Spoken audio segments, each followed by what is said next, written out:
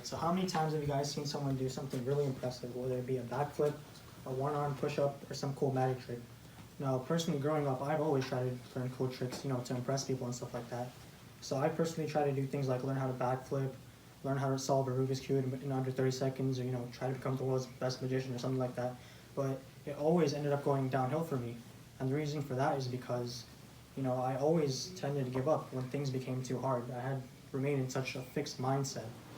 But then everything changed when I learned how to juggle. Now, I learned how to juggle pretty recently, actually. It was actually this year, so I'm not any pro or anything. So what I basically want to prove to you guys today is that juggling is a great trick and exercise to learn because it keeps you focused, it relieves your stress, and most importantly, teaches you to stay in a growth mindset. So now that I talked a little bit about juggling, I'm going to tell you how to actually do it.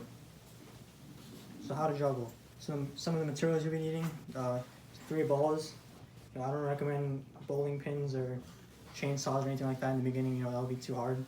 They don't have to be like specifically juggling balls either. Like these, I got these from the dollar store, like rubber. You can use like stress balls, tennis balls, anything like that. And so the first thing you should do when you learn how to juggle is always focus on taking it one step at a time. Now, if I try to learn how to juggle with all 3 balls at once, it's all going to go wrong. I'm obviously going to mess up. So you should always take it one step at a time. And this applies to a lot of things in life, actually. Like, for example, when cooking, you don't mix all the ingredients in a bowl, you put it in the oven, hope for the best. You have to, take it one step at a time, focus on each ingredient and measurement, or even like a puzzle. You take it out of the box and you put each piece together one step at a time. So we're going to start with the absolute basics, which is 1 ball. And you want to just focus on tossing it one hand to the other. Very simple. Now you may be thinking, wow, this is a little too simple. Why do I need to do this? I could already do 2 balls pretty easily. But no, you have to start with 1. You have to get familiarized. And once you get really good at this, do it about 100 times or so, then you can graduate on to 2. And how you basically want to do this is when, say, you're throwing this ball from the right hand up into the air. As this ball is coming down over to the left hand, that's your cue to throw up the ball in the left hand. So it's like that kind of. And then when you do that, when you get really good at that, that's when you can start doing 3. And doing 3, you want to start off the same thing how you did with 2. So you want to do how you did with 2, but have the 3rd ball in one hand. You get really comfortable having it in your hand. And then this is the really complicated part. Try to throw up the 3rd ball.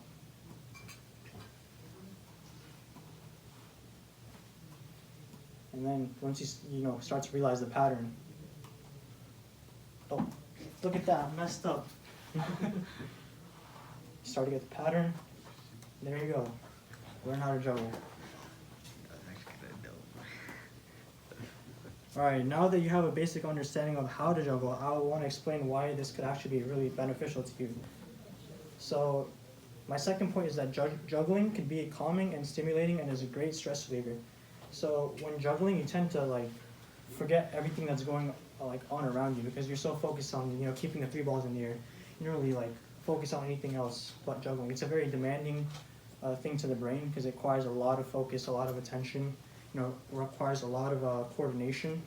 So it's actually a great exercise to boost coordination and relieve stressful thoughts.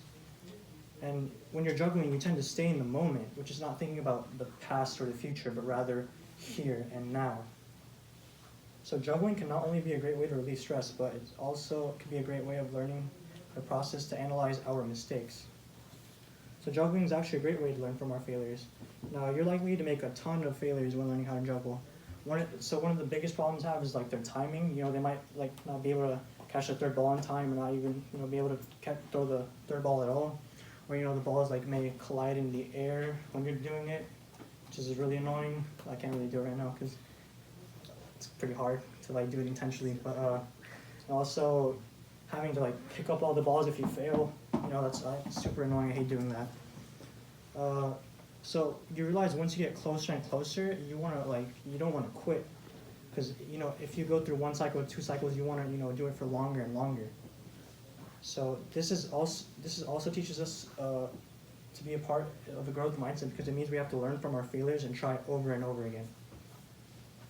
And to finally wrap things up, I think juggling is a great task and exercise to learn because it teaches us how to focus on one thing at a time, teaches us to calm ourselves, and is a great way to learn from our mistakes, which is a big part of the growth mindset.